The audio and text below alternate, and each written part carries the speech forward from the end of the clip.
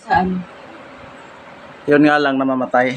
Magsi-C20, C422. Tapos mamamatay na siya. Pero mga 15 minutes. 15 minutes, matagal din, no?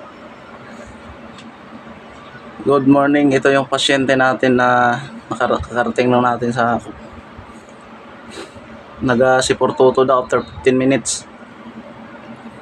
Medyo madugo-dugo tong error na ito kasi masyadong malawak. So far malamig. Ayan. Malamig naman. Ayan, malamig. Buo yung preyo nito, ma'am, pag ganito.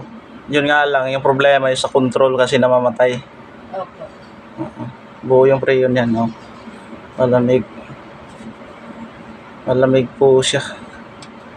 Yun nga lang, kalaunan, mag-C422, tapos lalabas yung error na C422, tapos mamamatay na. Ayan, lumabas na po yung C422 error. C422 error. Ayan, hanapan natin ang solusyon nito kung anong pinanggalingan ng problema ng aircon na ito. Umaandar siya dito, parang normal tingnan. Nawalan yung lamig. Ayan, no, nawalan ng lamig siya. Tapos dito namatay yung outdoor. Ayan. Ayan, namatay, tapos nabuhay uli. Patay sindi yung outdoor. Ayan, buksan na natin. Ayan, malamig na naman, no. Namatay yung outdoor. Try ko muna yung ano. Ginawa natin, nagkaroon na si C422. Pagdating ng 15 minutes, hindi pa abot ng 15 minutes, mamamatay yung compressor, yung condenser. Tapos ngayon, lalabas yung C422 error. Ngayon, solved na.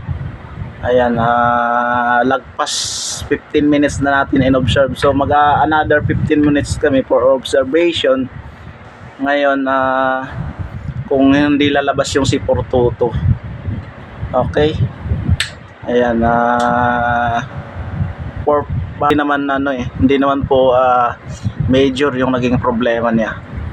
Nagkataon lang din na nakabisado namin tong aircon na C422 or Samsung na aircon. Ayan, mabilis namin na-detect yung error, nalaman. Okay.